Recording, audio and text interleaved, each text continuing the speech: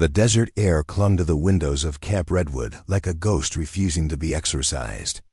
Lieutenant Maya Reyes stepped through the reinforced doors of the weapons depot, her boots making soft clicks against the polished concrete floor. Familiar cocktail of gun oil, metal, and lingering cordite hit her senses immediately. Before we jump back in, tell us where you're tuning in from, and if this story touches you, make sure you're subscribed, because tomorrow I've saved something extra special for you. She paused at the threshold, taking in the scene with the practiced eye of someone who had learned to read rooms before fully entering them.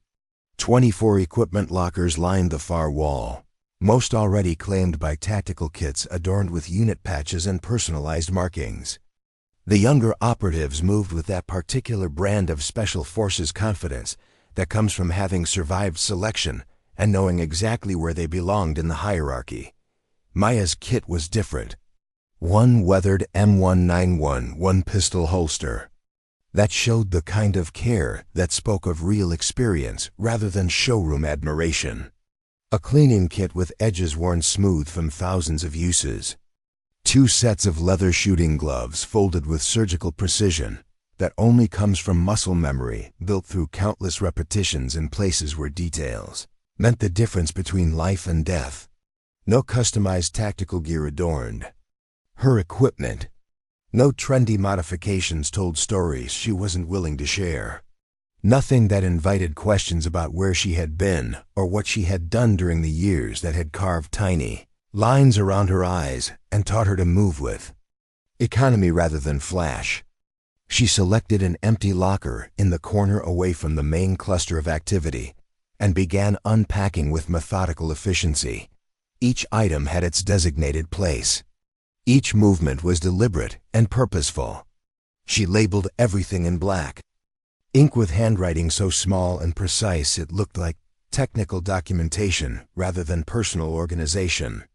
"Still carrying that museum piece, Lieutenant?" The voice cracked across the room like a whip, followed immediately by the kind of laughter designed to establish dominance rather than share genuine humor. Captain Derek Voss leaned against the wall with casual arrogance, his tactical vest loaded with the latest gear. His customized Scar H rifle was propped beside him, adorned with every modern attachment available. His uniform bore that crisp perfection that screamed of someone who cared more about looking like an operator than being one. The kind of man who laughed loudest at his own jokes and expected everyone else to join in on cue. Maya glanced over without turning her body fully, a skill developed in environments where situational awareness meant the difference between going home and being shipped home in a flag-draped box. She absorbed Voss's posture, his positioning, the way he stood just close enough to his audience to ensure they felt obligated to respond to his commentary. Then she returned to arranging her gear, wiping down her M1911 .45 caliber pistol with the same precise, economical movements she had performed countless times in countless different facilities across the globe. 45 ACP still works the same as it did in 1911, she replied simply, her voice carrying neither defensiveness nor challenge. Just a statement of fact delivered in the calm, measured tone of someone who had nothing to prove. "She's living in the last century," someone muttered from across the room, the comment floating through the air like a challenge, waiting to be picked up by whoever felt brave enough to grab it. "Nostalgia Queen," Voss announced, his voice rising just enough to ensure everyone in the facility heard him clearly. "Probably hasn't fired anything developed after World War II. The laughter that followed was ugly, not born from genuine humor, but from the pack mentality that emerges when predators sense what they believe to be weakness. It was the sound of people who had forgotten that confidence and competence were not always the same thing. Lieutenant Javier Mendez stepped forward, unholstering his Sig Sauer P320 and spinning it with theatrical flair designed to draw attention. He was younger than Voss, but cut from identical cloth, all swagger and performance art masquerading as professionalism. His eyes zeroed in on her hands as she continued unpacking with unflappable calm. "You got any trigger response time left with that antique, Lieutenant? Or just arthritic fingers from all that manual safety manipulation?" The comment drew more laughter, the sound echoing off the concrete walls and creating an atmosphere that felt more like a fraternity house than a professional military training environment. Maya could feel the weight of 24 sets of eyes on her, waiting to see how she would respond to the provocation.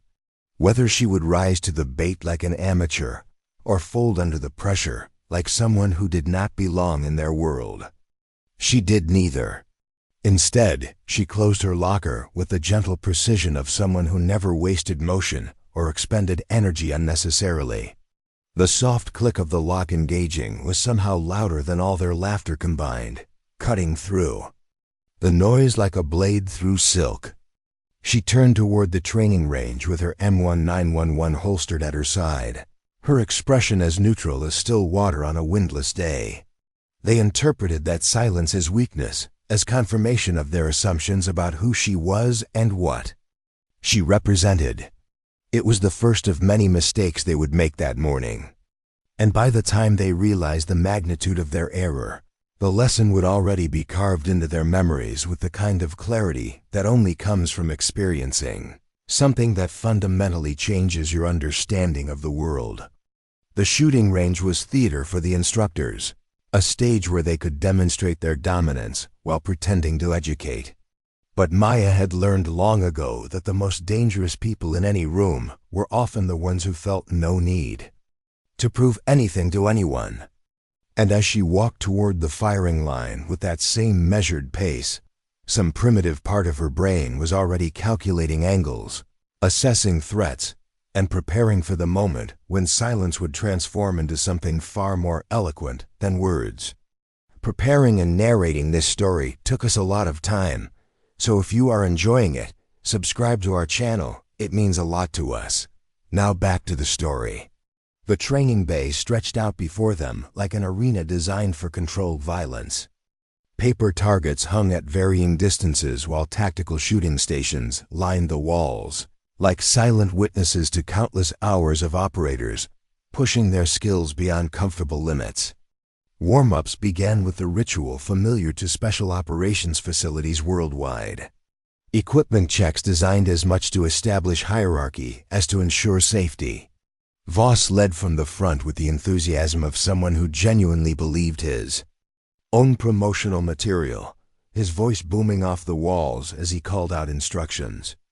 Mendez circulated through the group like a predator patrolling his territory, making comments and corrections that had more to do with establishing his authority than improving anyone's actual technique. His eyes constantly swept the room, seeking opportunities to demonstrate his superior knowledge and position. Maya paired off with Specialist Abigail Chun, a young operator whose movements carried the tentative uncertainty of someone still learning to trust her own capabilities. She guided her gently, her voice barely above a whisper as she made subtle corrections to her stance. "Relax your shooting arm," she murmured, her touch light but precise as she adjusted the specialist's positioning. "Tension telegraphs your movements and disrupts your natural point of aim." The advice was more sophisticated than anything Chun had encountered during her qualification training, delivered with the kind of quiet authority that suggested deep understanding rather than textbook knowledge. But her instruction was so soft it barely registered on the radar of the performing instructors. When Mendez rotated through to check their progress, he glanced at their stance with the dismissive efficiency of someone going through the motions, rather than genuinely assessing competence.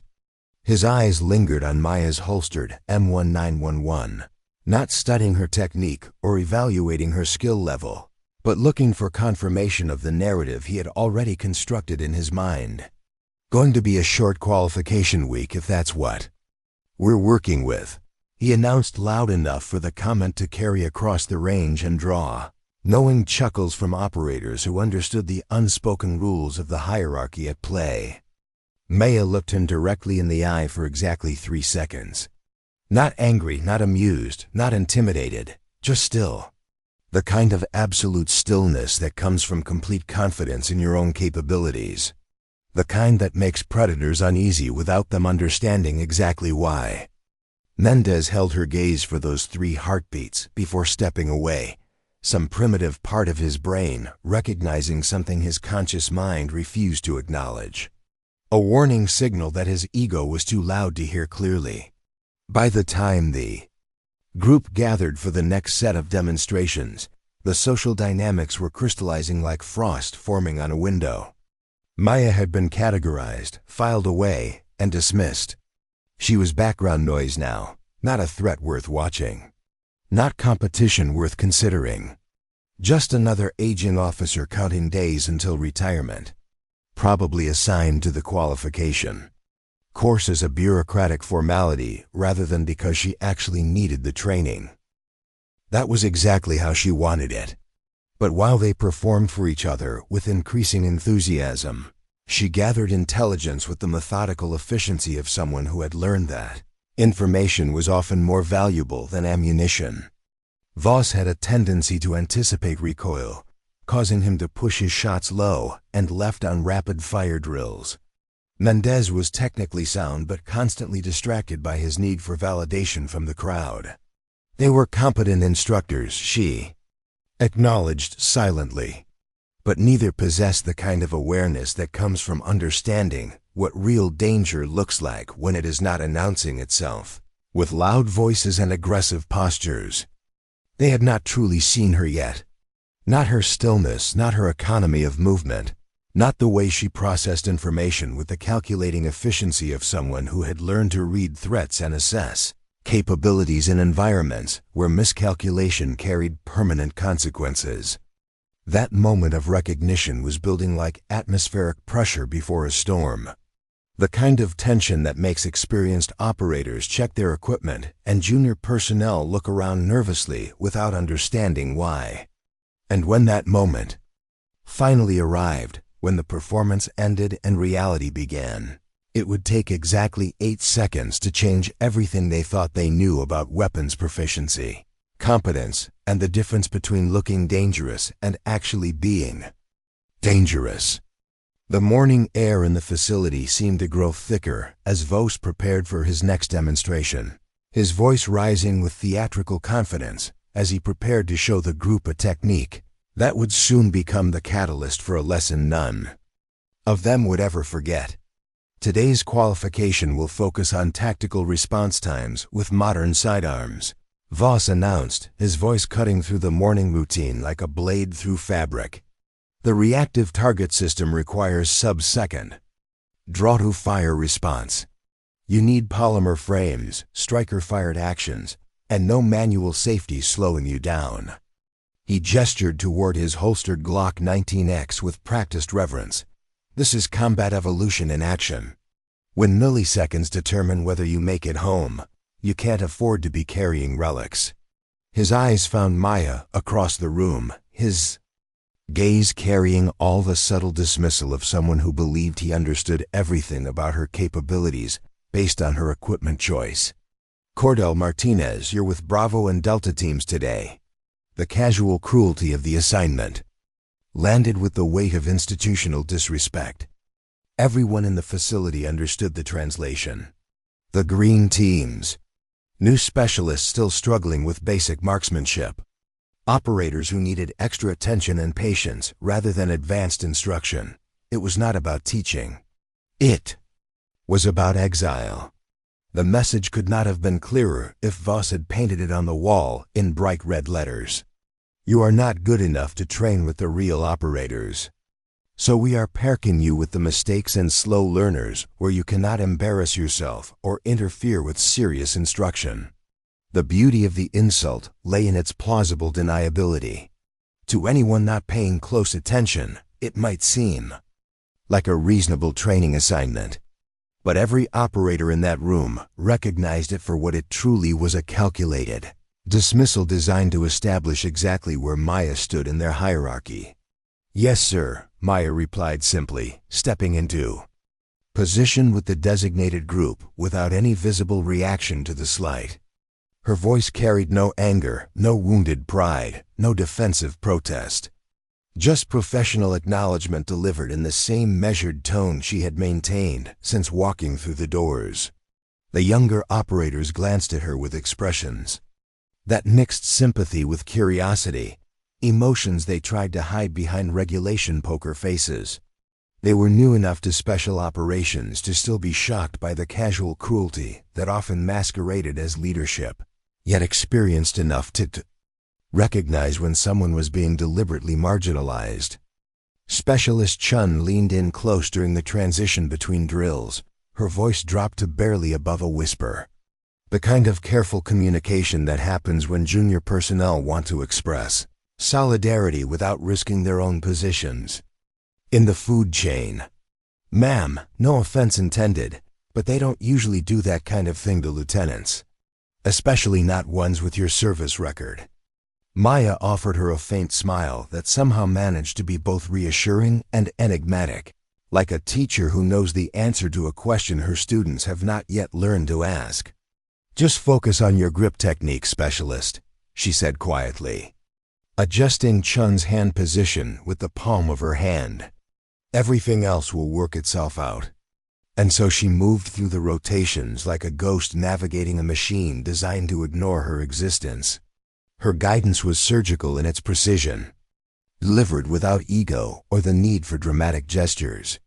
She adjusted stances with minimal contact, corrected sight pictures without belittling anyone, demonstrated techniques with an economy of motion that made complex movements appear effortless.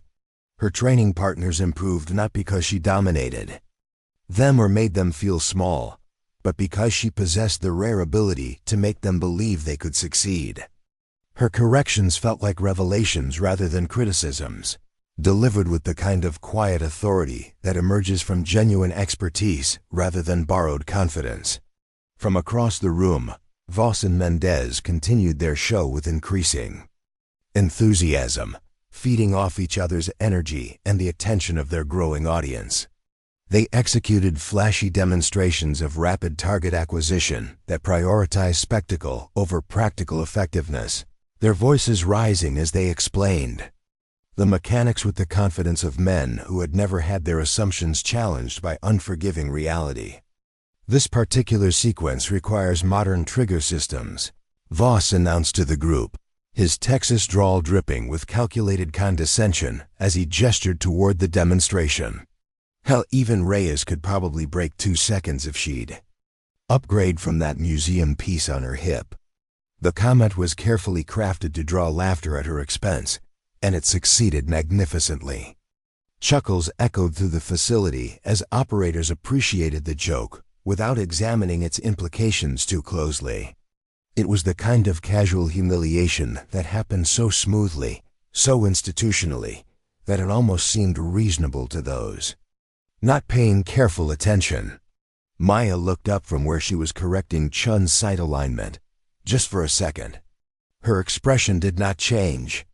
No flash of anger, no visible embarrassment, no defensive reaction whatsoever. She simply processed the information, filed it away with everything else she had learned about these men during the morning, and made a decision that would reshape the dynamics of the entire room. She stepped forward with the same measured pace she had maintained since arrival, her voice clear and level as it carried across the suddenly quieting facility.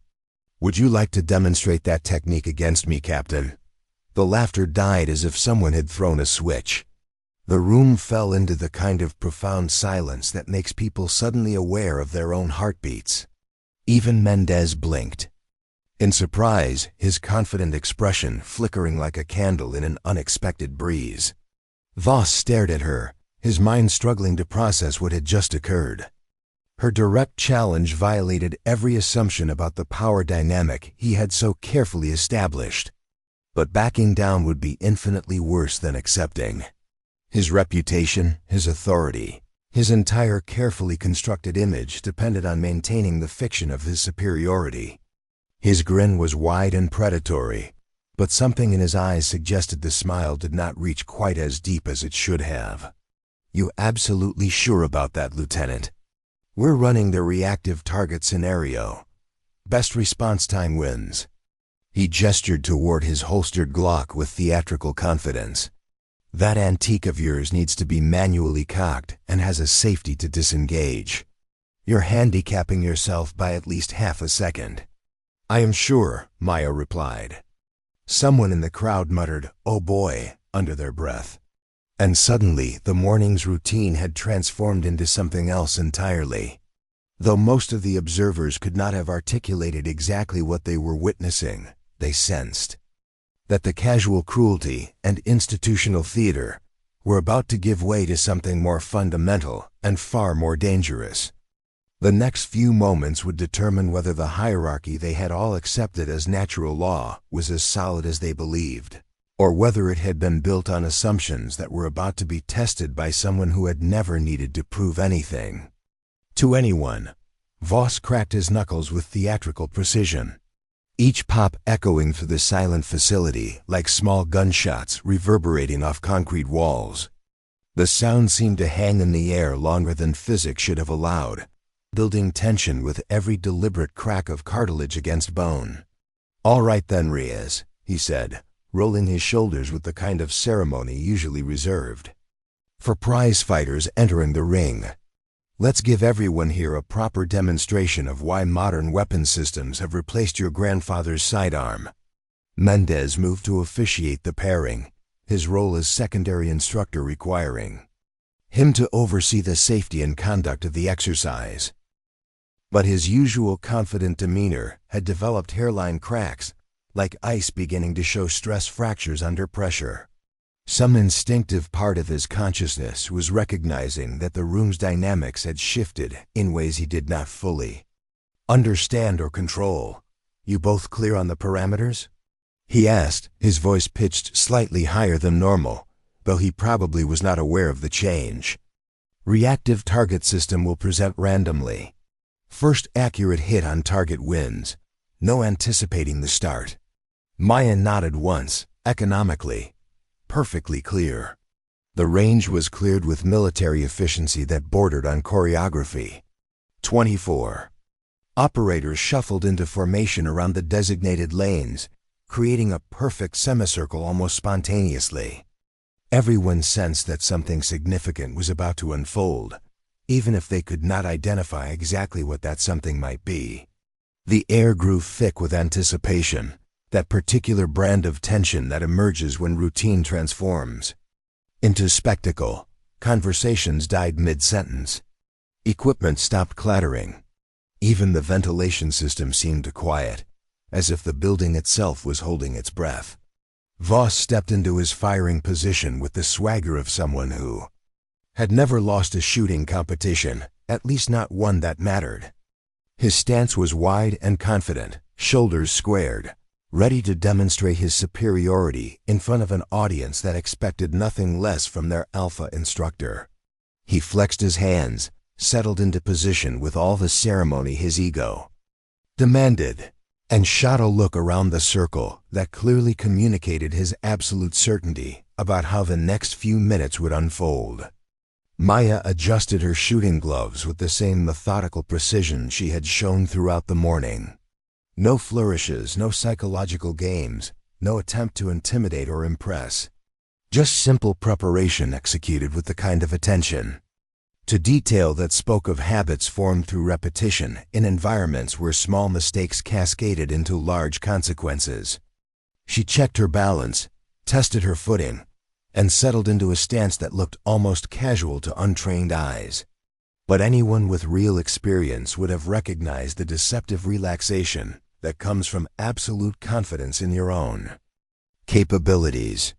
Mendez raised his hand, paused for a dramatic moment that stretched like taffy, then dropped it with military precision. "Stand by." The clock, though no one was actively counting, started ticking toward a moment that would be discussed in training facilities for years to come. The reactive target system hummed to life. For 2 long seconds, nothing happened. The tension in the room became almost unbearable as everyone held their breath, waiting for the inevitable flash of movement that would trigger the competition. When it came, it was electric. The target snapped into position with the mechanical precision of high-end military equipment, presenting a perfect silhouette at 15 meters. Voss made his move exactly as Maya had known he would, with all the predictability of someone who had never been forced to adapt his techniques to unexpected resistance. His draw was textbook, smooth and efficient, with the practiced motion of thousands of repetitions. His Glock cleared the holster in a blur of polymer and steel, rising toward the target with impressive speed.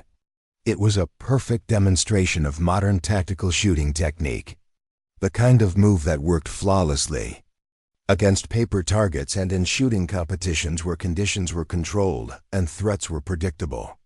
But Maya had stopped shooting under those conditions a very long time ago. Her draw was not theatrical.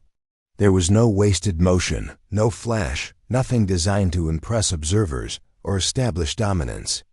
Just the pure, distilled essence of thousands of repetitions performed in environments where failure meant consequences far more permanent than embarrassment. Her hand moved with the kind of fluid precision that comes from understanding physics at a level deeper than conscious thought. The M1911 cleared leather in a single motion that somehow incorporated disengaging the safety and acquiring a perfect firing grip simultaneously.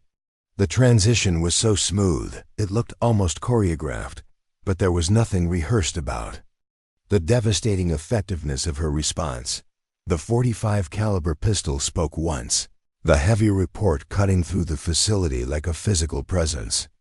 Before the echo had even begun to fade, before Voss's Glock had fully aligned with the target, before anyone in the room had processed what they were witnessing, the reactive target registered a perfect center mass hit. 8 seconds from challenge to victory.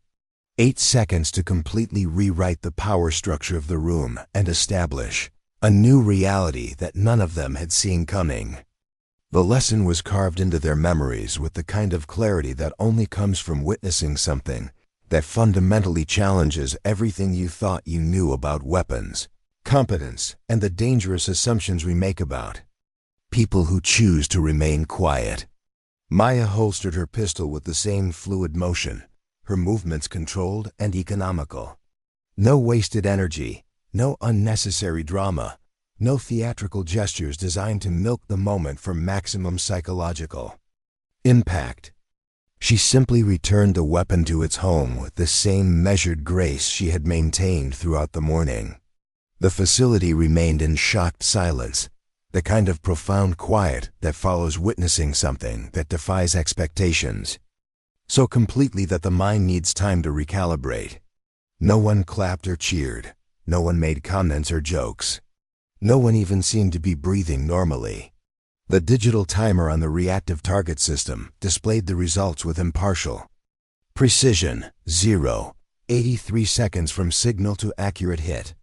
Nearly half a second faster than the facility record held by Voss himself, with an antique pistol, with a manual safety, with a hammer that needed to be cocked.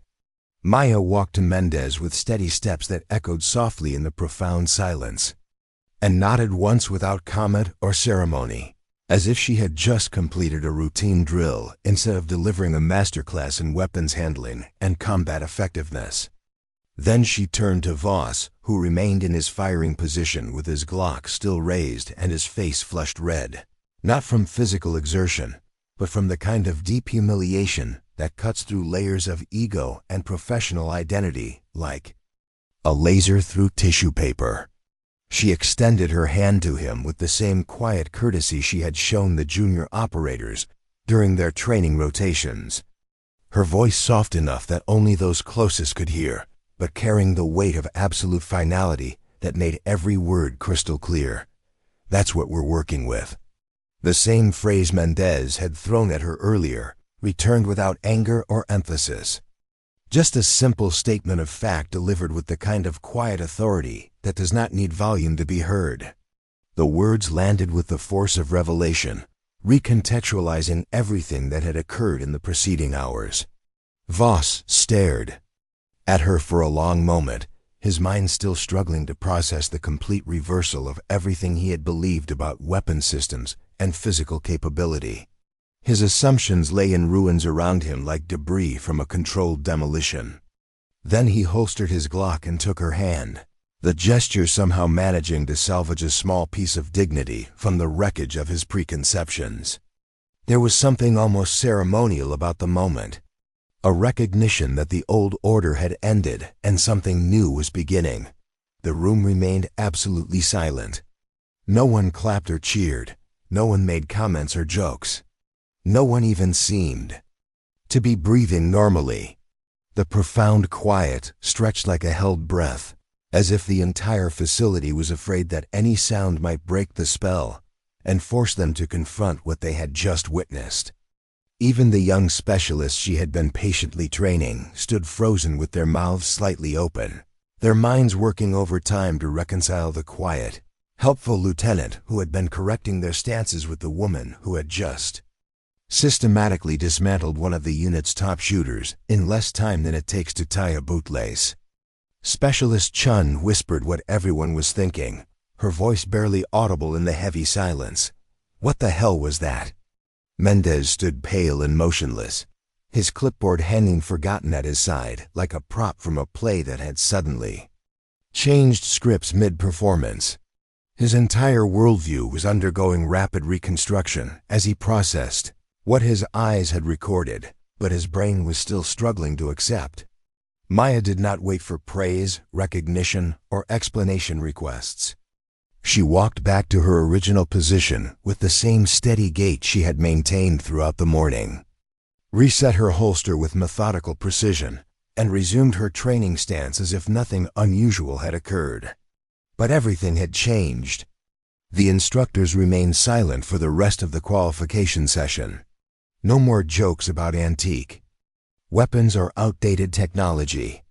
No more theatrical demonstrations designed to establish dominance hierarchies. No more casual disrespect disguised as professional guidance or educational banter. Just the rhythmic sounds of boots on concrete, equipment being adjusted, and the heavy wave of realization settling over operators who had learned that competence and confidence were not always the same thing, and that the most dangerous people in any room were often the ones who felt no need to prove anything to anyone. The morning's remaining exercises proceeded with a different energy entirely. Instructions were delivered more respectfully. Corrections were offered rather than imposed. The easy cruelty that had marked the earlier interactions evaporated like morning mist under direct sunlight. Maya continued working with the junior teams exactly as before, patient, methodical, quietly effective. But now her corrections carried different weight. When she adjusted a stance or suggested a modification, operators listened with the kind of attention usually reserved for combat veterans, sharing hard-earned wisdom. By late afternoon, when the training bay had emptied except for a few operators cleaning equipment and stowing gear, the transformation was complete. The casual arrogance that had poisoned the morning's atmosphere had been replaced by something more mature, more professional, more fundamentally respectful. Maya sat alone, on a bench, methodically cleaning her M1911 with the same attention to detail she brought to everything else. She did not look up when she heard careful footsteps approaching across the concrete floor, recognizing the gait and rhythm without needing to confirm the identity of her visitor. The reckoning she had known was coming since the moment she decided to step forward was finally at hand, and she was ready for whatever questions needed to be answered and whatever truths needed to be acknowledged. "Where did you learn to shoot like that?" The voice belonged to Mendez, but it carried none of the casual arrogance that had marked his earlier comments throughout the day. The question was genuine, almost hesitant, as if he was not entirely sure he had earned the right to ask, but could not help himself from seeking the answer. Maya continued cleaning her pistol with methodical precision, her voice soft enough that he had to lean forward to hear her response clearly. Each word was measured, deliberate, carrying weight beyond its surface meaning. Places that don't appear on maps anymore. The response was delivered without drama or mystery, Just a simple statement of fact that somehow managed to explain everything and nothing simultaneously. Mendez felt something cold settle in his stomach as the implications began to sink in, like stones through still water. Operations that left no paper trails. Missions that created no official after-action reports. Deployments where operators learned to speak in careful euphemisms about experiences that could not be discussed in mixed company. Black Ops? He pressed gently, though part of him already knew the answer from the way she moved. The economy of her motions, the surgical precision of her technique. Something like that, she replied, still not looking up from her pistol. Projects that got quietly disbanded when priorities shifted. But the training doesn't just disappear because the unit designation gets retired. Mendez nodded slowly, pieces of a puzzle clicking into place in his mind with almost audible precision. The way she had read the room from the moment she entered. The methodical efficiency of her movements. The complete absence of wasted motion or unnecessary display. The calm assessment of threats and capabilities that only came from environments where miscalculation carried permanent consequences. He had served long enough to recognize the signs when they were pointed out to him, even if he had been too blinded by his own assumptions and theatrical performances to notice them initially. The military was full of people who had done extraordinary things in places that did not appear on official maps, then returned to regular units where they learned to blend in and avoid drawing attention to skill sets that made people uncomfortable. Heavy footsteps announced the arrival of Voss, moving more carefully than usual and carrying his Glock in its maintenance case. His expression was thoughtful, a marked departure from the performative confidence he had projected that morning. The transformation was subtle but profound. A man whose entire professional identity had been challenged was now reassessing fundamental assumptions about weapons, training, and the nature of combat effectiveness. He looked between them for a moment, cleared his throat, and spoke in a voice noticeably lower and less performative than his usual volume. "I've been reviewing the footage from the reactive target system," he said, his tone carrying none of the condescension that had marked their earlier interactions. "Your draw-to-first shot sequence was—" He paused, searching for words that could adequately describe what he had witnessed. "I've never seen anything like it." There was no sarcasm in the observation, no hidden agenda, no attempt to save face through elaborate maneuvering. Just the kind of straightforward acknowledgement that happens when reality forces itself through the filters of ego and assumption, leaving only practical recognition of actual capability. Maya studied him for a moment, processing not just his words but the fundamental shift in posture and tone that accompanied them. The theatrical swagger was gone, replaced by something more honest and considerably more mature. "The 1911 has a specific draw sequence," she said quietly, finally breaking her silence. "Grip, clear, disengage, acquire, fire. With enough repetition, it becomes a single fluid motion rather than 5 separate steps." Voss nodded, absorbing the information with the kind of thoughtful consideration that had been entirely absent from his demeanor that morning. He hesitated as if there was something else he needed to say, but was not sure how to phrase it properly. "I'd like to understand more about your methodology," he finally said. "Tomorrow we're running the advanced CQB qualification. I think the team could benefit from your perspective on traditional weapons integration in modern combat scenarios." The invitation hung in the air, representing far more than a simple request for technical assistance. It was an acknowledgement of error, an extension of professional respect, and a recognition that his earlier dismissal had been based on assumptions that had proven catastrophically wrong. Maya gave a single nod of acceptance. "Fine," Voss hesitated. Again, then added, "The team should know where that kind of expertise comes from. Your operational background must be impressive." But Maya was already reassembling her M1 911 with practiced efficiency, each component finding its home through muscle memory developed over thousands of similar maintenance sessions in similar facilities across the globe. The techniques belong to instructors better than me, she said quietly. I'm just keeping their methods alive. The words hung in the air like smoke, carrying implications that neither instructor felt comfortable pursuing further. They had learned enough about making assumptions for one day, and the weight of that education was still settling into their understanding like sediment after a storm. The conversation ended there, not because there was nothing more to say, but because all three of them understood that some lessons were better absorbed in silence than dissected through excessive analysis.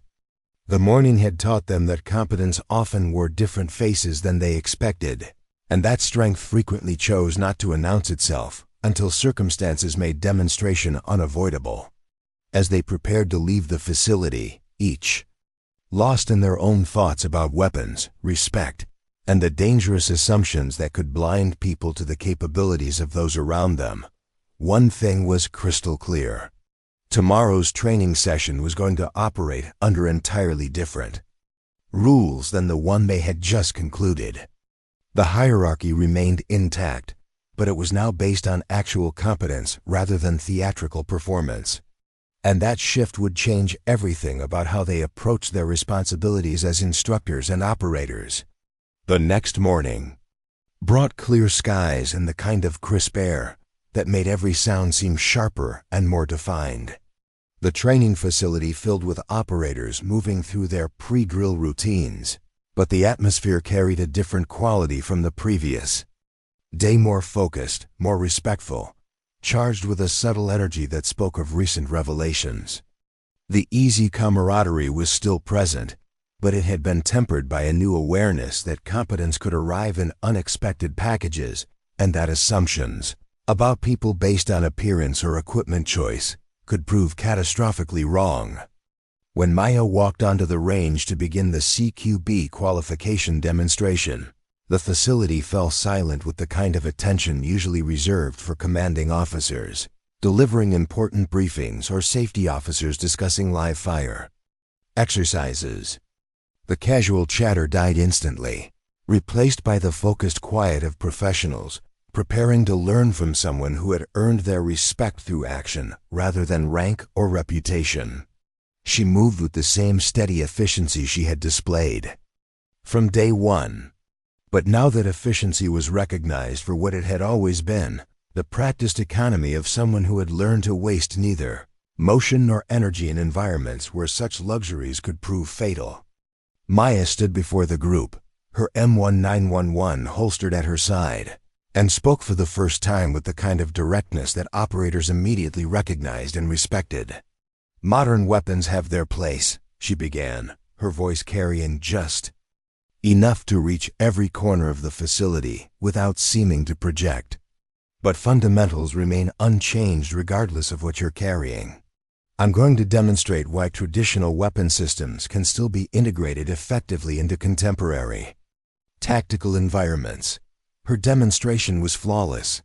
Each movement was precise, each transition smooth, each technique executed with the kind of casual competence that made complex maneuvers appear effortless. She explained the mechanics without unnecessary elaboration, focusing on practical application rather than theoretical discussion. The M1911 requires deliberate manipulation, she explained as she demonstrated a series of tactical reloads that somehow managed to make the century-old design look remarkably efficient. "This creates muscle memory that transfers to any platform. If you can run a 1911 effectively, you can run anything." Voss served as her assistant throughout the rotation, following her lead without question or commentary. His role had transformed from dominant instructor to supportive colleague, and he performed the transition with more grace than anyone might have expected given his ego investment in the previous hierarchy. "The key difference," Maya continued, demonstrating a particular shooting stance that maximized stability for the 45 substantial recoil, "is that traditional weapons force you to be intentional. You can't rely on technology to compensate for poor fundamentals.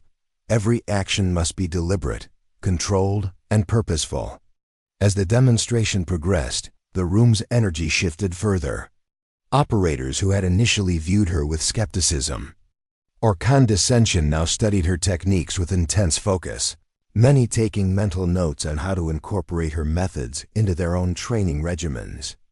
"This stance looks inefficient by modern standards," she acknowledged, demonstrating a modified weaver position that seemed almost archaic compared to the isosceles stance favored by contemporary tactical schools.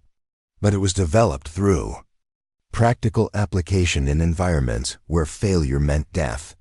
She demonstrated the effectiveness by running a challenging CQB drill that combined speed, accuracy, and tactical movement through a simulated structure.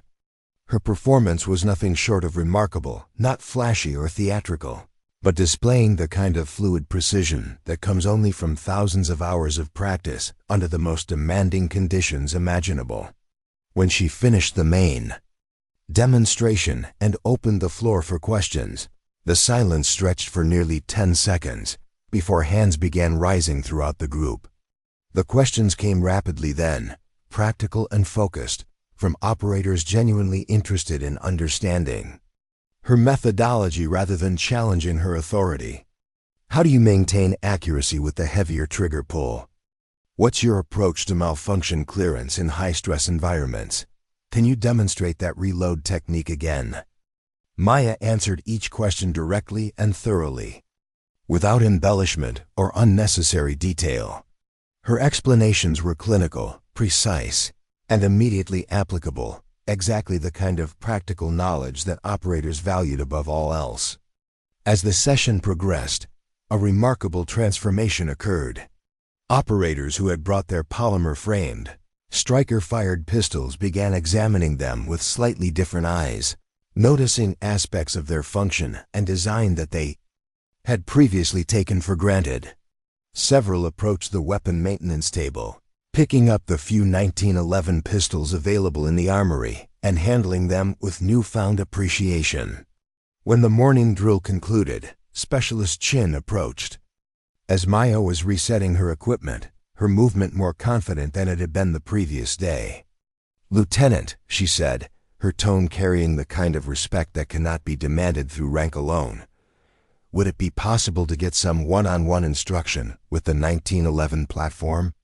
I've always shot Glock, but I'm starting to think I might be missing something fundamental." Maya gave her the same patient consideration she had shown everyone throughout the week. "Tomorrow morning, 0600. We'll start with basic handling drills." Chun nodded eagerly, clearly recognizing the value of what was being offered. "Thank you, ma'am. I'll be there." Throughout the day, similar requests came from operators across experience levels. Even some of the most senior team members, men, who had deployed multiple times with modern weapon systems, approached Maya with questions about traditional firearms and techniques that had fallen out of favor in contemporary training environments. By mid-afternoon, Voss had arranged for the armory to bring out their entire collection of 1911 pistols, some well-maintained, others showing clear signs of neglect and disuse. Maya organized an impromptu maintenance clinic demonstrating the proper disassembly, cleaning, and reassembly procedures with the same methodical precision that characterized everything she did. "This weapon was designed over a century ago," she explained as operators gathered around her workstation, watching. Her hands moved through the maintenance routine with hypnotic efficiency. "It has fought in every major conflict since World War I. It continues to serve in specialized units today. That kind of longevity doesn't happen by accident." As she worked, she shared knowledge that went far beyond technical specifications or maintenance procedures. She spoke about the psychology of combat, about the relationship between operator and equipment, about the importance of absolute confidence in your tools, regardless of their age or design. "Modern doesn't always mean better," she said quietly, as she reassembled a particularly worn 1911 that had clearly seen extensive service. "It often just means different. The fundamentals of combat don't change with technology. Accuracy, reliability, effectiveness, These principles remain constant regardless of what you're carrying. Her words resonated with the operators in a way that conventional instruction rarely did. These were not abstract concepts being delivered by someone who had learned them in classrooms or training facilities. This was hard-earned wisdom from someone who had clearly tested these principles in environments where theoretical knowledge meant nothing and only practical results mattered. By the end of the day, the facility's atmosphere had transformed completely. The hierarchical structure remained, but it was now based on demonstrated competence rather than loudly proclaimed expertise. The flashy demonstrations and theatrical performances had been replaced by focused instruction and practical application. Most remarkably, several operators who had begun the day loudly proclaiming the superiority of their modern weapons were now carefully examining the 1911 pistols with newfound respect, asking questions about trigger control, recoil management, and maintenance procedures that they would have dismissed as irrelevant just 24 hours earlier. As the training day concluded, Voss approached Maya with a datapad containing the qualification results. His demeanor had undergone a complete transformation since their first encounter, the theatrical swagger replaced by professional respect, the condescension by genuine curiosity. The teen's overall performance metrics improved by 17% today, he said, showing her the statistics with a slightly bewildered expression. That's unprecedented for a single training session. Maya glanced at the numbers without surprise or celebration, as if the improvement was exactly what she had expected. They're focusing on fundamentals now instead of equipment. The results speak for themselves. Voss nodded slowly, absorbing the lesson in a way that went far beyond weapons training or tactical doctrine. I've been instructing for 7 years, he said quietly. I think I've been teaching the wrong things. Maya closed her maintenance kit with methodical precision, each tool finding its designated place through the kind of muscle memory that develops only through countless repetitions of the same routine.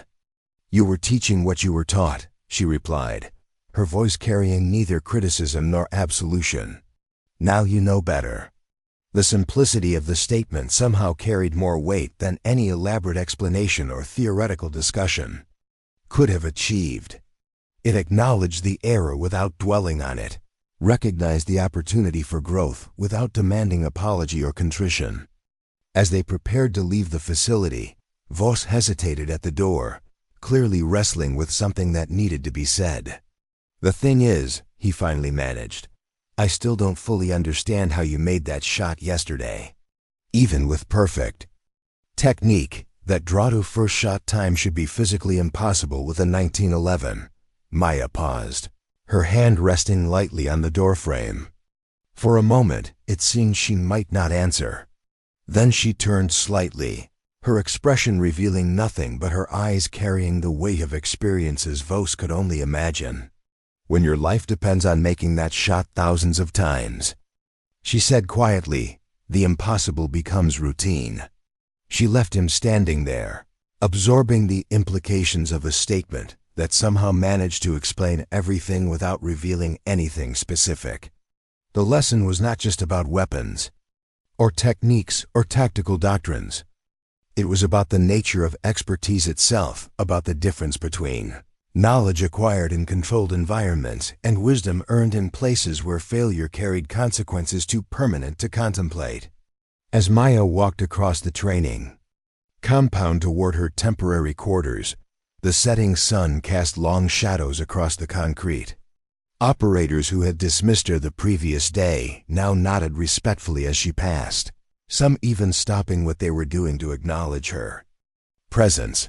The transformation was complete, but it had come at no cost to anyone's dignity, except those who had chosen to build their authority on foundations of sand.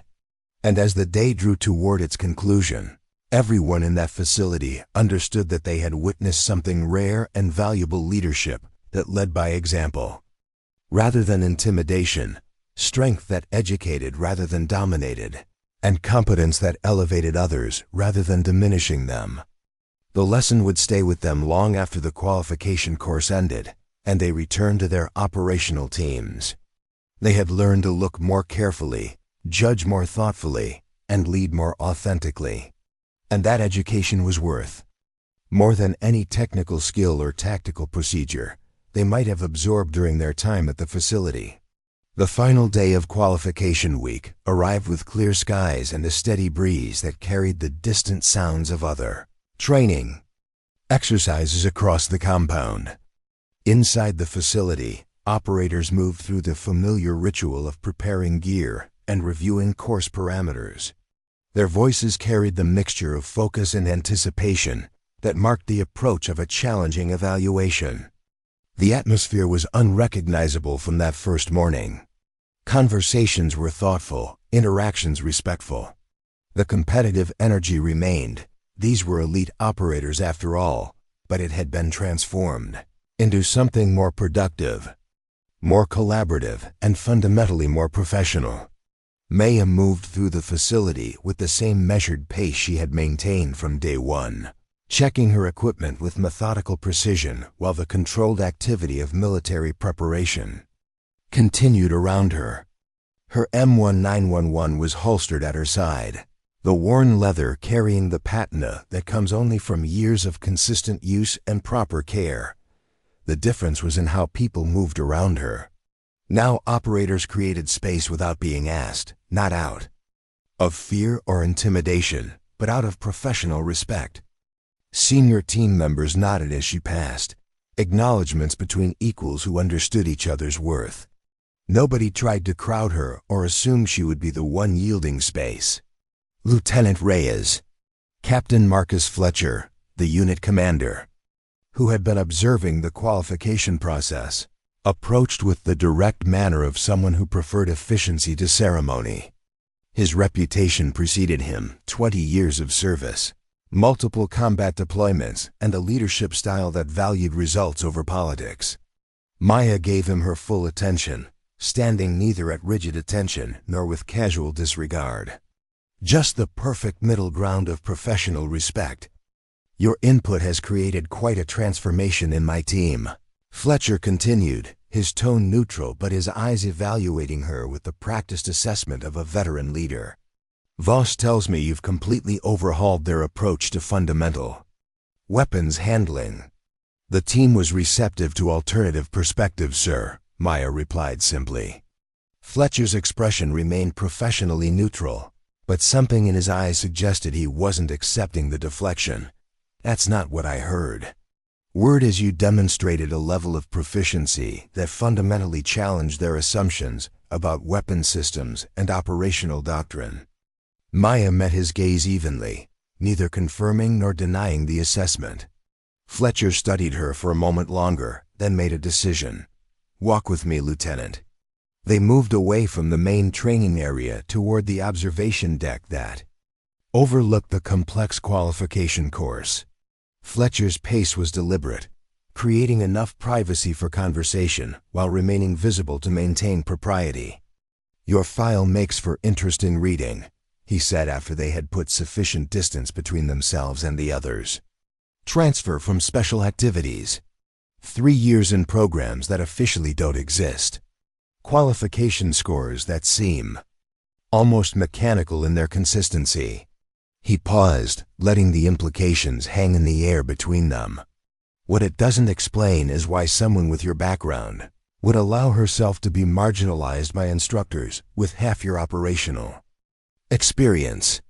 Maya gazed out at the qualification course, her expression revealing nothing. Testing isn't always about demonstrating what you already know, sir. Fletcher raised an eyebrow. You were testing them. I was observing leadership dynamics in an unfamiliar unit, she corrected gently. Sometimes the most valuable information comes from watching how people behave when they believe they have the upper hand. Fletcher processed this with a slow nod, pieces clicking into place. And your conclusion? Initial structural weaknesses in unit cohesion, she replied with clinical precision.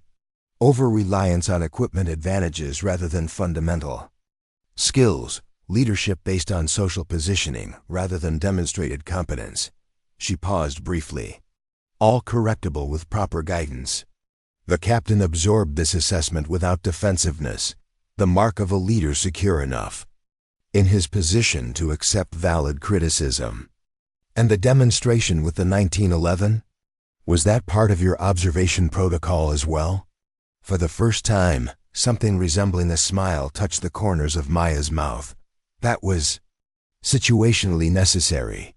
Fletcher actually chuckled. A rare sound from a man known for his stoic demeanor. I imagine it was. He turned to face her directly.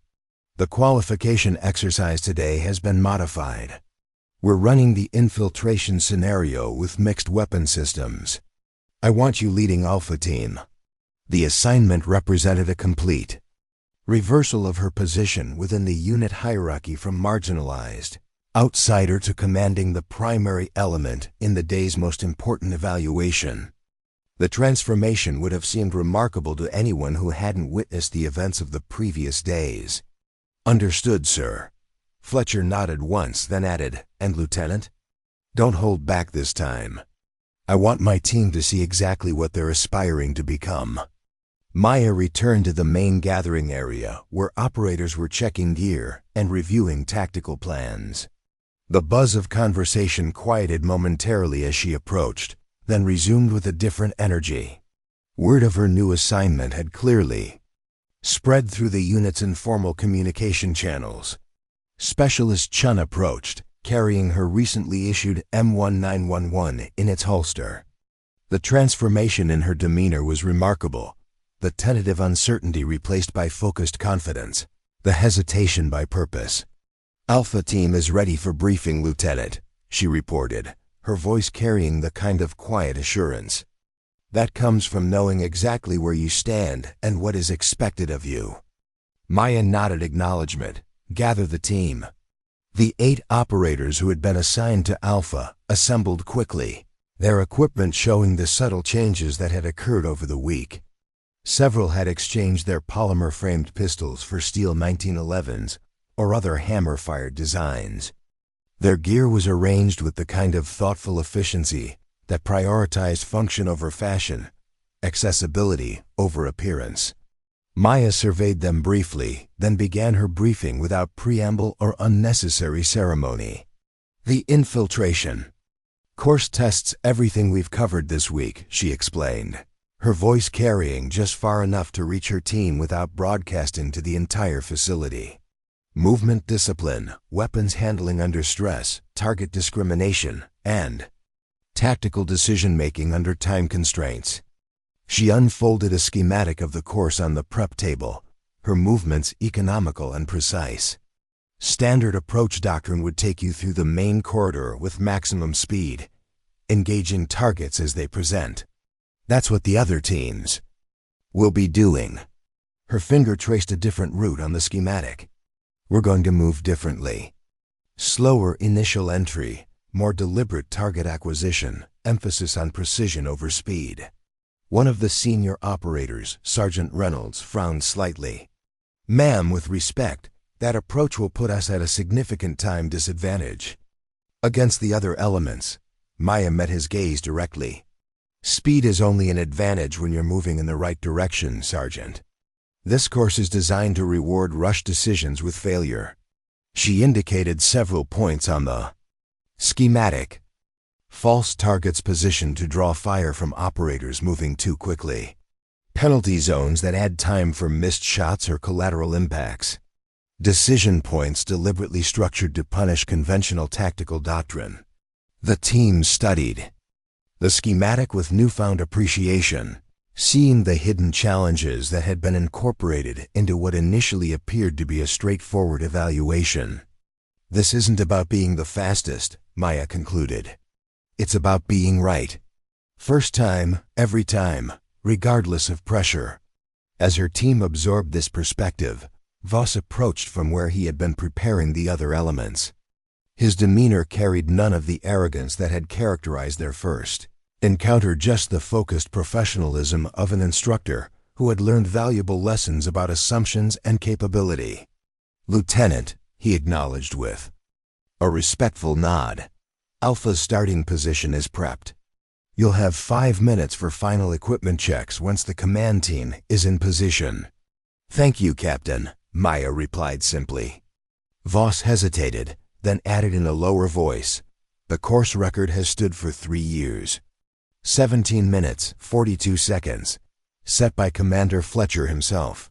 The information was delivered without expectation or challenge, just a piece of contextual data that might be relevant to her approach. Maya gave a single nod of acknowledgement, neither accepting the implicit challenge nor dismissing its significance. As Voss moved away, Chun looked at Maya with barely contained anticipation. "Are we going for the record, ma'am?" Maya checked. Her M19111 final time, the motion so practiced it seemed almost unconscious. "We're going for perfection, specialist. The clock will take care of itself." The qualification course was a marvel of tactical design, a complex labyrinth of corridors, rooms, and obstacles configured to simulate the kind of challenging environment special operations teams might encounter during actual missions. Pop-up targets, both hostile and civilian, appeared in unpredictable patterns. Decision points required split-second judgment calls under pressure.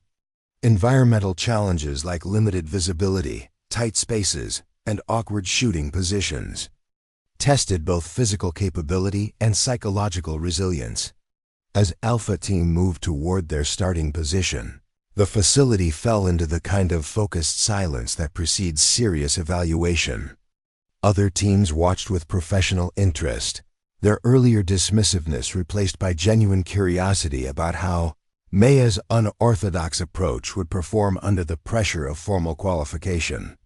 Commander Fletcher and his evaluation staff took their positions in the observation booth, monitoring screens that would display real-time metrics on accuracy, time, and decision quality. The atmosphere was charged with the particular tension that emerges when professionals prepare to test themselves against objective standards. Maya gathered her team for a final brief moment before the starting signal. "Trust your training," she said simply. "Move with purpose, not panic. Breathe, decide, execute." The siren wailed, signaling the beginning of the evaluation. Alpha Team moved into the course with none of the rushed aggression that typically characterized entry into tactical exercises. Their movement was deliberate, controlled, almost methodical, the physical embodiment of the philosophy Maya had been teaching all week.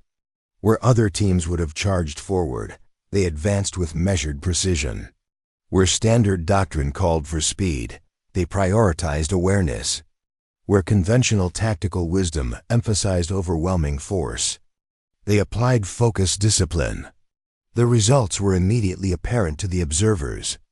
Alpha encountered the first decision pointer room containing multiple targets, some hostile, some civilian, and navigated it with flawless precision. No hesitation, no wasted motion, no missed shots. Just perfect execution that seemed almost choreographed in its efficiency. "They're moving too slowly," one of the evaluation staff commented, watching the chronometer tick upward at a pace that seemed to guarantee Alpha would finish well behind the other elements. Fletcher watched the screens without comment, his experienced eyes seeing patterns that the others might miss. The deliberate pace was allowing Maya's team to identify the hidden challenges that had been specifically designed to penalize rushed judgment. The methodical approach was revealing traps that faster-moving teams would trigger without even recognizing. "Look at their accuracy metrics," another evaluator noted with growing appreciation. 100% target identification. 0 collateral impacts. Perfect discrimination between hostile and non-hostile presentations. As Alpha progressed deeper into the course, their performance began to take on an almost hypnotic quality. Each operator moved with the same economy of motion that characterized their leader, conserving energy for critical moments, maintaining perfect situational awareness even as the challenges intensified.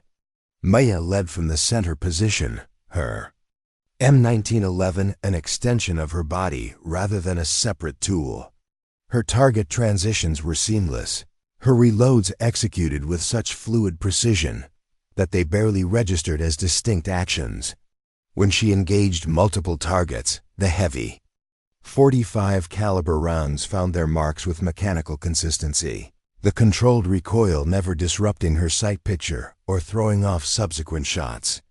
"She's not even using modern shooting techniques," one of the younger evaluators observed with something approaching awe. "That's pure old-school gunfighting." Fletcher nodded slowly. "That's not something you learn in qualification courses," he said quietly. "That's something you develop when missing means consequences you can't walk away from." Halfway through the course, the pattern became unmistakable. What Alpha had sacrificed in initial speed, they were regaining through perfect execution. No penalties for missed targets or incorrect decisions. No wasted movement or redundant actions. No need to backtrack or reassess. Just steady, relentless progress through challenges that were forcing other teams to pause, reconsider, or recover from errors.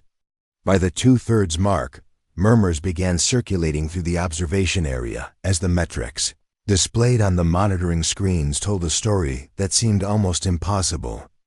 Alpha's aggregate score was tracking well above any previous qualification attempt, their combined accuracy and decision quality offsetting their measured pace to produce overall performance numbers that the evaluation system initially flagged as potential scoring errors.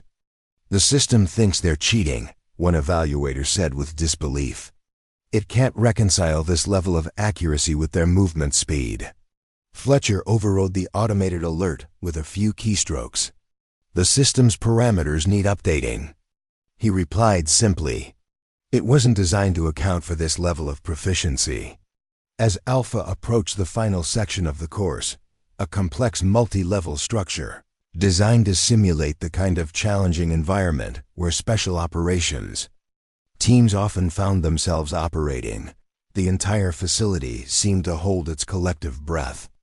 Other teams who had already completed their runs gathered around monitoring screens, professional interest overriding competitive instincts as they witnessed something that was redefining their understanding of tactical excellence. The final phase was deliberately designed to be the most challenging: limited visibility, awkward shooting positions, targets that required perfect discrimination between hostile and friendly presentations, all while navigating vertically through confined spaces that restricted movement and communication. Maya led her team through this gauntlet with the same measured precision that had characterized their entire approach. No hesitation when targets presented in ambiguous contexts. No rushed shots when angles became challenging. No compromised communication when pressure intensified. Just perfect execution, one decision at a time, one shot at a time, one movement at a time. When Alpha finally emerged from the exit point, the chronometer displayed a time that caused the entire evaluation staff to lean forward in unified disbelief. 15 minutes, 27 seconds. More than 2 minutes faster than the previous course record, with accuracy and decision quality metrics that the system had never recorded in previous qualifications. The facility remained in stunned silence for several long seconds, the kind of profound quiet that follows witnessing something that fundamentally challenges established understanding. Then, slowly, a different sound emerged, not cheers or applause, but the low murmur of professional appreciation that elite operators reserve for performances that genuinely deserve recognition. Maya gathered her team for a brief debrief, her demeanor unchanged by their historic performance. No celebration, no self-congratulation, not even acknowledgement of the record they had just shattered. Just a clinical assessment of their execution, identifying the few moments where improvements could still be made, reinforcing the principles that had guided their approach. As the other teams completed their runs and the formal evaluation phase concluded, the transformation that had begun with one demonstration of unexpected proficiency was now complete. The hierarchy remained, but it was now founded on demonstrated competence rather than assumed superiority. The training doctrine continued, but it was now informed by principles that transcended technological advantages or contemporary trends. Commander Fletcher approached as Maya was conducting her final equipment check, her movements carrying the same methodical precision she had maintained throughout the week. His expression was thoughtful, his assessment clinical, but carrying unmistakable respect. "That was the most impressive qualification performance I've ever witnessed," he said simply. "Not just the metrics, though those were exceptional. The approach itself, the philosophy behind it, that's what made the difference." Maya secured her M1911 in its holster with practiced efficiency. "The team performed admirably, sir." They were ready to embrace a different perspective. Fletcher studied her for a moment longer, then made a decision that had clearly been forming. "Throughout the week's observations, my unit is deploying next month. Classified operation, high-value target extraction from a non-permissive environment. We need someone with your particular skill set and perspective." He paused, letting the implication settle. "Interested?" Maya met his gaze with the kind of steady assessment that came from someone who had made similar decisions many times before, weighing not just the professional opportunity, but the lives that would depend on her capabilities. "Yes, sir," she replied simply. "When do we start?" As the facility emptied and operators moved toward their next assignments, the conversations carried a different quality than they had just days earlier. Technical discussions about weapon platforms had been replaced by deeper considerations of tactical philosophy. Arguments about equipment advantages had given way to thoughtful analysis of fundamental principles. The easy dismissiveness that had characterized their initial approach to traditional methods had been transformed into genuine appreciation for timeless expertise. Specialist Chun approached Maya one final time as she prepared to leave, her bearing reflecting the profound change that had occurred in such a short period. The tentative uncertainty was gone completely, replaced by the quiet confidence of someone who had found a more substantial foundation for her professional identity. "Ma'am," she began, her voice carrying genuine emotion for the first time that week, "I wanted to thank you. Not just for the technical instruction, but for showing us a different way to think about what we do." Maya gave her full attention. The same respectful consideration she had shown everyone throughout their time together. "Before this week," Chun continued, "I thought being effective was about having the latest equipment and following current doctrine. Now I understand that true expertise isn't about what you're carrying. It's about the principles that guide how you carry it." Maya's expression softened slightly, the closest approximation to a smile she had shown all week. "The weapon is just a tool, specialist. The operator makes the difference." The simplicity of the statements somehow carried more wisdom than hours of technical instruction or theoretical discussion could have achieved. It acknowledged the fundamental truth that had been demonstrated throughout the week, that competence wasn't determined by equipment or technology, but by the dedication, discipline, and discernment of the individual wielding it. As Maya shouldered her gear and walked toward the exit, operators throughout the facility paused in their activities, offering the kind of silent acknowledgement that professionals reserve for those who have genuinely earned their respect. Number formal salutes, no ceremonial farewells, just the quiet recognition that they had witnessed something remarkable: leadership that educated through example rather than assertion, expertise that elevated rather than diminished, and principles that transcended trends or technologies. The heavy doors swung shut behind her with a soft pneumatic hiss, sealing off the controlled environment of the training facility and returning it to its regular rhythm.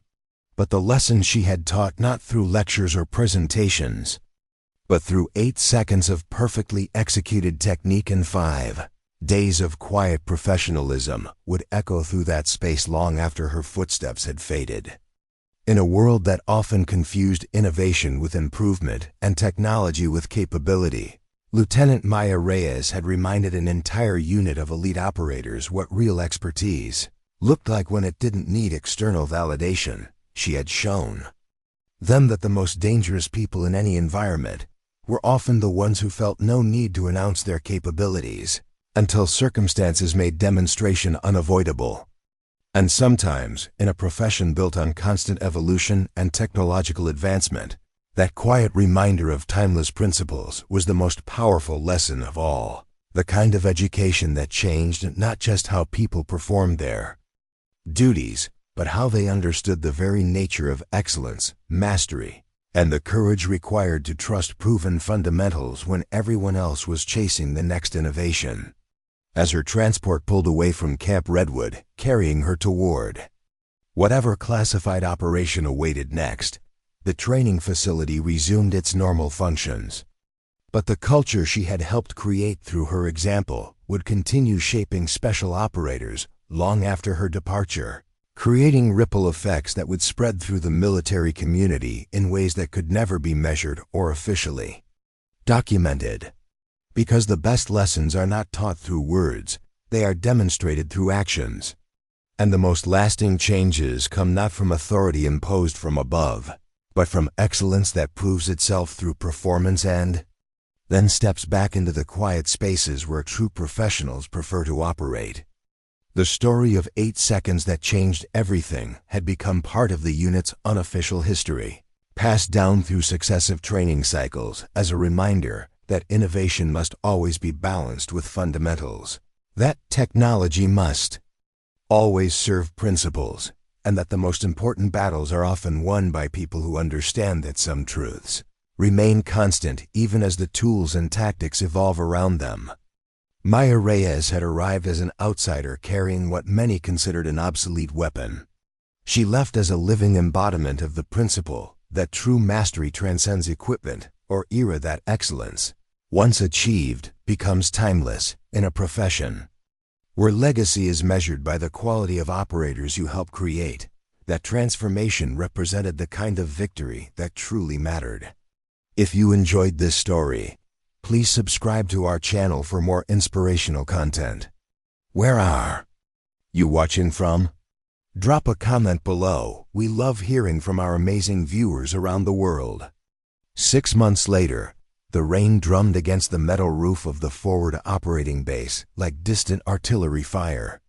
Lieutenant Maya Reyes stood by the operations center window, watching water cascade down in sheets that transformed the landscape into a blur of motion and shadow.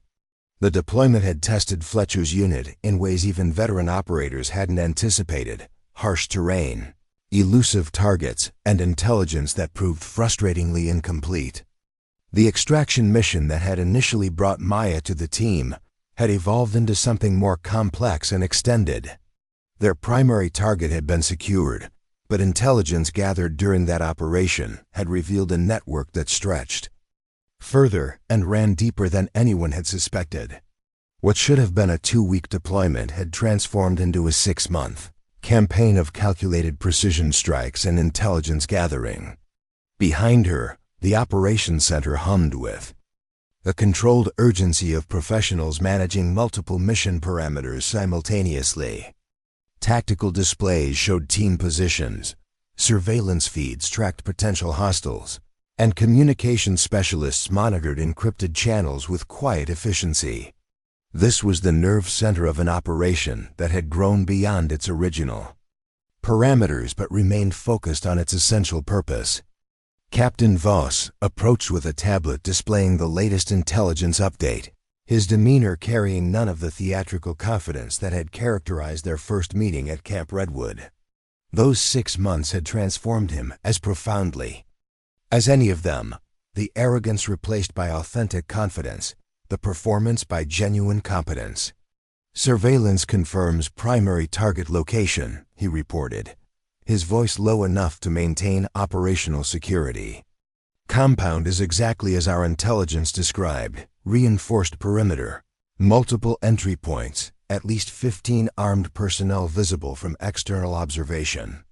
Maya studied the satellite imagery with clinical precision, noting defensive positions, potential blind spots, and the overall structure of the target area. "Weather forecast?" Rain continues for at least the next 36 hours. Limited visibility, compromised acoustics, reduced effectiveness for any technology relying on clear line of sight. Vos hesitated, then added the assessment they were both thinking. Conditions that neutralize most modern tactical advantages. Maya nodded once, processing the information with the calm assessment that had become her trademark. Perfect conditions for old-school infiltration. Fletcher joined them, moving with the focused efficiency of a commander, managing multiple operational elements simultaneously. 6 months in the field had stripped away whatever administrative polish he might have once maintained. What remained was the essential core of leadership, decisive, adaptable, and absolutely focused on mission success and team preservation. Planning room, he said simply. Full tactical briefing in 30 minutes. Team leaders only for initial assessment. The planning room was Spartan by design, a secure space where operational details could be discussed without risk of compromise. Maps covered one wall, personnel statistics another, equipment inventories a third.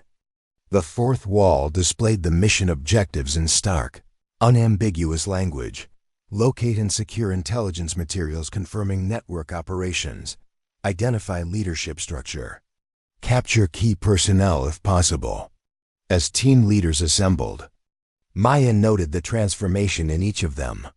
Mendez had developed a thoughtful intensity that replaced his earlier brashness. Reynolds had abandoned his rigid adherence to doctrine in favor of adaptive problem-solving. Chun had progressed from tentative specialist to confident team leader, her quick intelligence now fully engaged rather than hidden behind institutional caution. Fletcher began without preamble, his voice carrying the weight of operational authority without needing to emphasize rank or position. This mission represents our best opportunity to dismantle the entire network rather than simply disrupting isolated elements. The intelligence we extract could potentially shut down operations across 3 countries and prevent dozens of future attacks. He gestured toward the compound schematic. It's also the most heavily fortified target we've approached during this deployment. Conventional tactical assessment would categorize this as a high-risk infiltration with limited probability of success, particularly given current environmental conditions. The room absorbed this assessment with professional gravity. They had all been in the field long enough to recognize when an operation crossed the threshold from challenging to potentially prohibitive. Lieutenant Reyes will outline our approach, Fletcher concluded, yielding the floor with the confidence of a leader who understood when specialized expertise should take precedence over hierarchical protocol. Maya moved to the tactical display with the same measured economy that characterized all her movements. No wasted energy, no theatrical gestures, just the focused precision of someone for whom every action served a specific purpose. Standard doctrine would suggest a multi-team, technology-heavy approach, she began, her voice carrying just enough to reach every corner of the room without seeming to project. Drone surveillance, remote sensing, communications interception followed by coordinated assault once sufficient intelligence has been gathered. She indicated the current weather patterns on the meteorological display.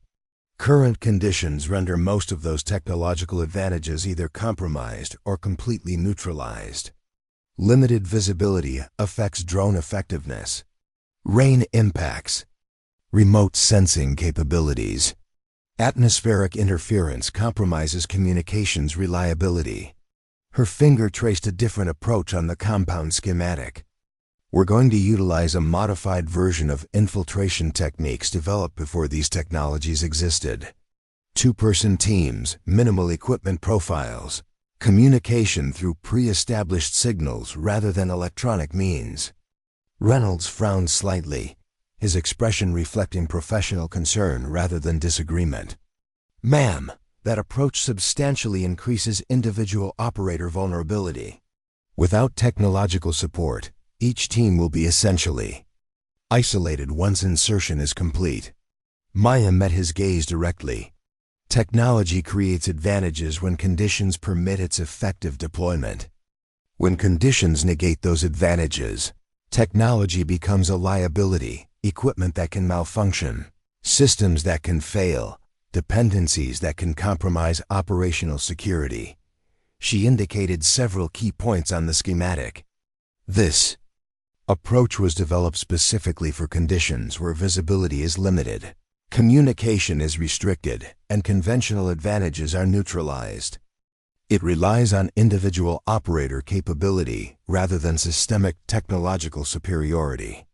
The room fell silent as team leaders absorbed this perspective, not because it was revolutionary in concept, but because it represented a fundamental return to principles that many of them had been trained to consider outdated or superseded by modern developments. This isn't about rejecting technology, Maya continued, addressing the unspoken concern that lingered in the room. It's about recognizing when specific conditions require specific approaches. Sometimes the most advanced solution isn't the most appropriate solution. Fletcher watched his team process this assessment, noting the moment when professional skepticism transformed into thoughtful consideration. These were elite operators, selected and trained to adapt, to recognize when doctrine needed to yield to circumstance, when principles needed to transcend procedures. Questions? He asked simply. Mendez raised his hand, his expression focused on practical implementation rather than philosophical debate. Equipment loadout recommendations?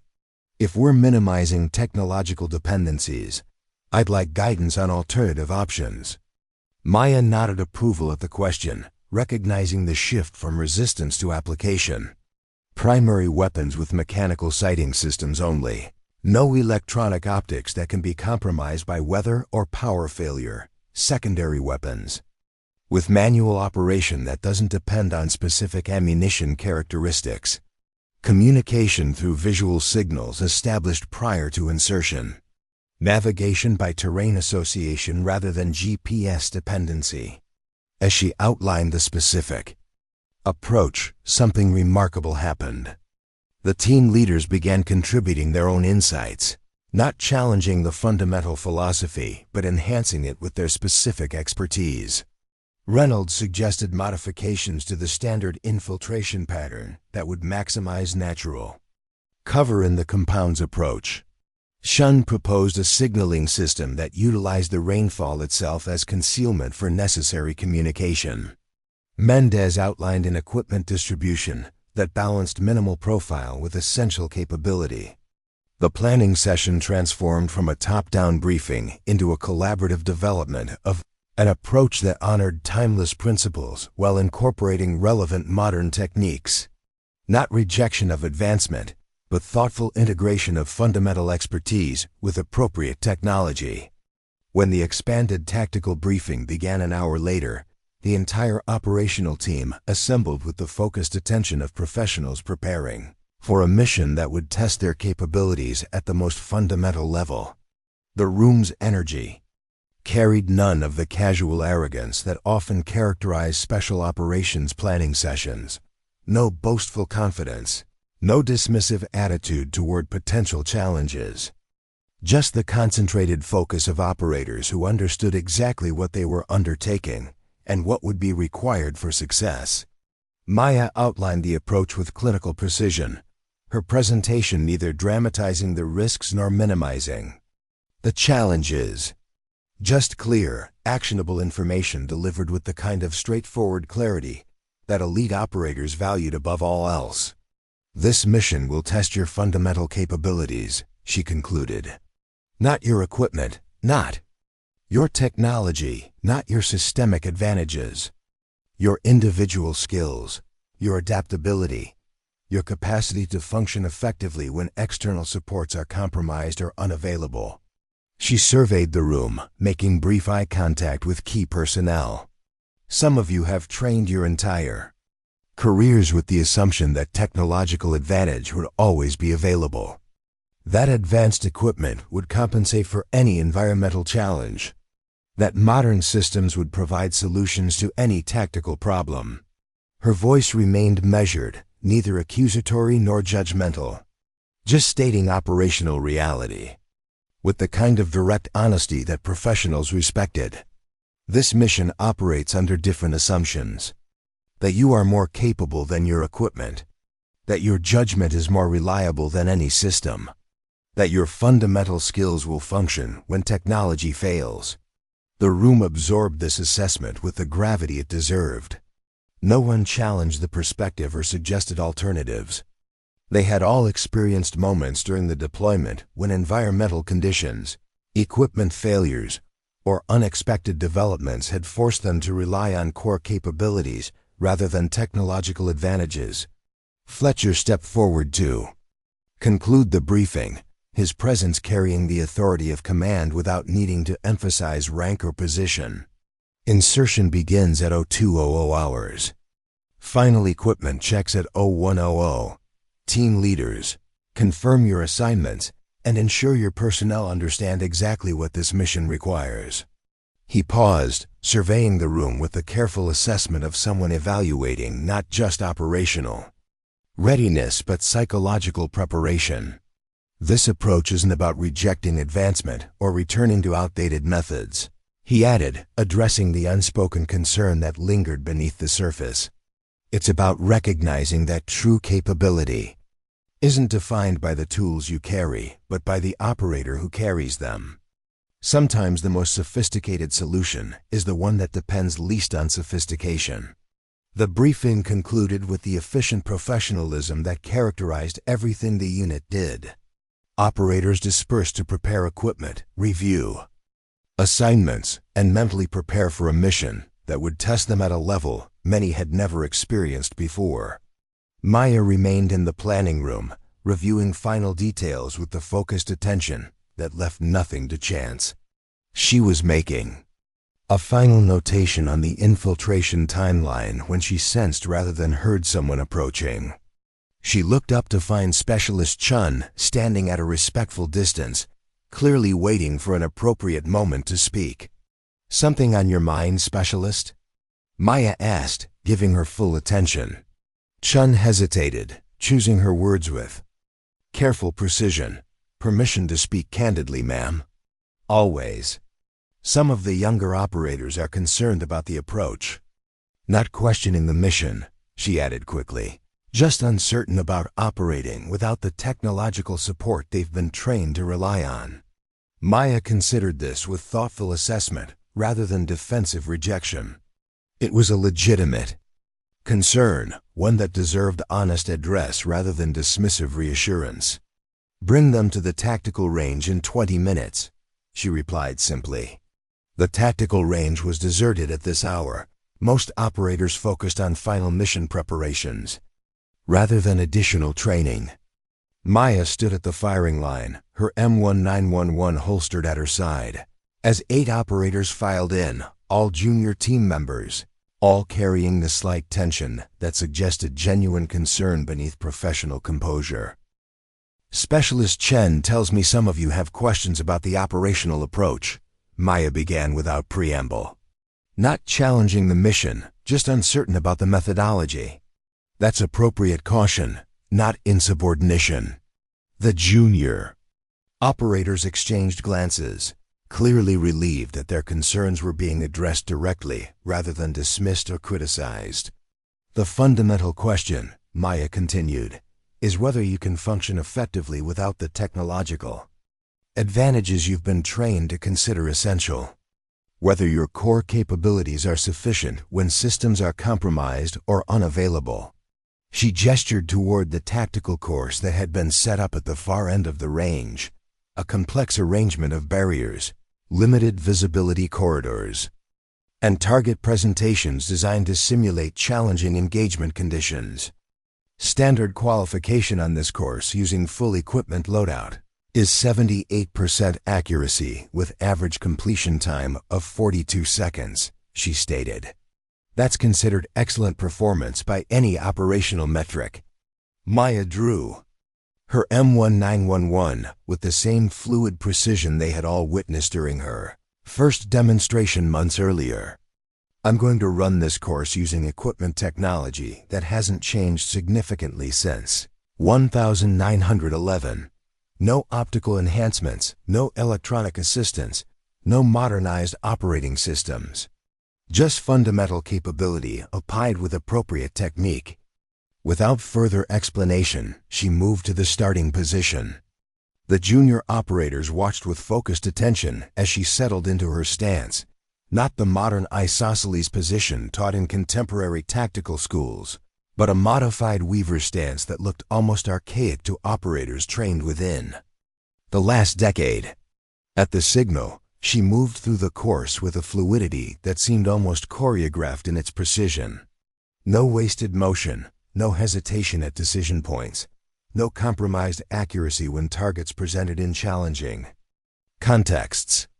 Just pure, distilled expertise applied with absolute focus. When she reached the end position, the course timer displayed 27 seconds. The target assessment system indicated 100% accuracy on all presentations. Maya holstered her weapon with the same efficient motion, then turned to face the junior operators. Their expressions reflected the kind of profound reassessment that comes from witnessing something that fundamentally challenges established assumptions. "This isn't about the weapon," she said quietly. "It's about the operator. It isn't about the technology. It's about the capability that exists independently of any technological advantage." She approached the group, her manner neither boastful nor condescending. Just a professional sharing essential perspective with colleagues, preparing for a challenging mission. Every technological advancement in tactical operations was developed to enhance fundamental capabilities, not replace them. When you understand the principles behind the technology, you can operate effectively even when the technology is unavailable. One of the younger operators, Private Torres, found the courage to voice what they were all thinking. "But how do we develop that level of capability without years of the kind of experience you obviously have?" Maya's expression softened slightly, recognizing the genuine concern beneath the question. "You focus on principles rather than procedures. On understanding why techniques work rather than simply memorizing how they're performed. On developing adaptability rather than dependency." She gestured toward the equipment they carried, the modern weapons with their polymer frames and electronic sights, the tactical gear with its advanced materials and specialized components. "These tools are valuable when conditions allow their effective deployment. But they're meant to enhance your capabilities, not define them. When you understand that distinction, you can operate effectively regardless of what equipment is available or what conditions you encounter." The junior operators absorbed this perspective with thoughtful consideration. Not immediate acceptance. They were too professional for unquestioning compliance, but genuine engagement with a perspective that challenged their foundational assumptions about tactical operations. "For tonight's mission," Maya concluded, "trust your training, trust your team leaders, and trust your own capabilities more than any equipment you carry. The most reliable technology in any operational environment is the operator, who understands that tools enhance performance but don't determine it." As the final hour before insertion approached, the forward operating base hummed with the controlled intensity that precedes high-stakes missions. Operators conducted final equipment checks with methodical precision. Team leaders reviewed infiltration routes and contingency plans. Communication specialists confirmed signal protocols and extraction parameters. Maya moved through the preparation areas with quiet efficiency, observing without interfering, available for questions without imposing her presence. The transformation from 6 months earlier was evident in every aspect of the unit's operation, not just in their tactical approach or equipment utilization, but in the fundamental philosophy that guided their preparation. Gone was the casual arrogance that often characterized special operations units. Gone was the excessive reliance on technological advantage. Gone was the dismissive attitude toward traditional methods or fundamental capabilities. What remained was something more mature, more adaptable, and ultimately more effective, a balanced integration of timeless principles with appropriate advancement. Fletcher found her conducting a final review of the compound schematic, her focus absolute as she committed every detail to memory. "The team is ready," he said simply. "More importantly, they understand what this mission represents, not just operationally, but philosophically. That's your influence." Maya looked up from the schematic, her expression revealing nothing but her eyes carrying the weight of professional assessment. They were always capable. They just needed to recognize that capability exists independently of the tools they carry. Fletcher nodded slowly, acknowledging the truth in that statement.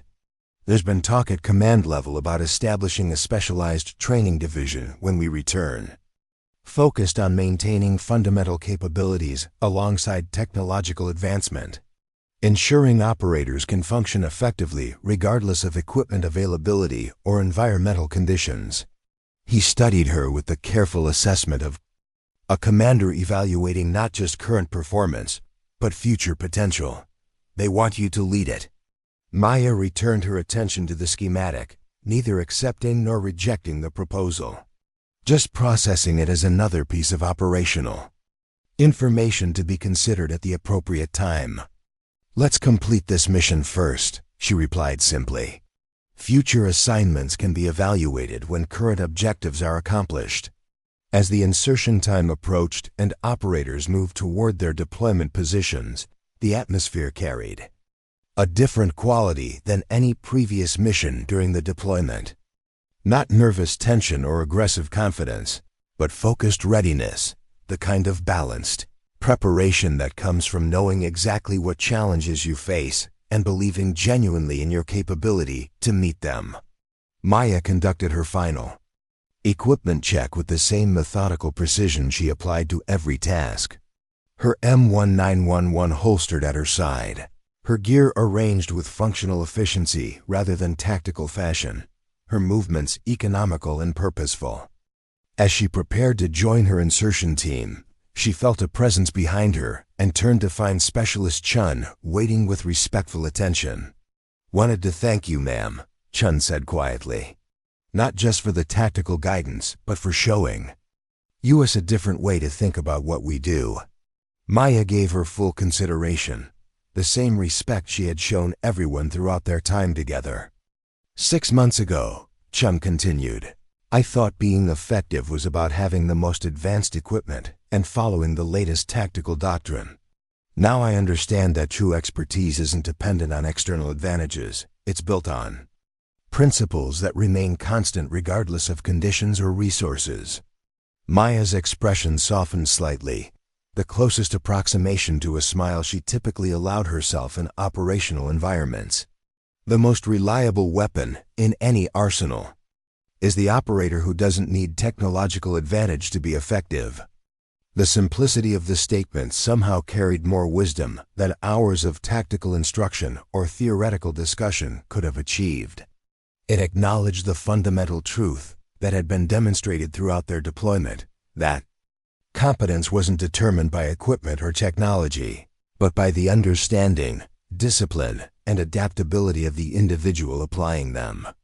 As Maya moved toward the deployment area where her team waited, operators throughout the facility offered the quiet acknowledgement that professionals reserve for colleagues who have genuinely earned their respect. No formal salutes, no ceremonial gestures, just the silent recognition that her influence had transformed not just their tactical approach, but their fundamental understanding of what made them effective.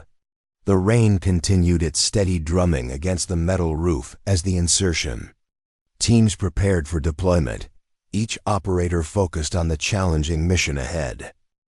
But beneath the operational concentration ran a deeper current of understanding that true capability wasn't defined by the sophistication of your equipment or the advancement of your technology, but by the principles, skills, and judgment that remained constant when everything else was compromised.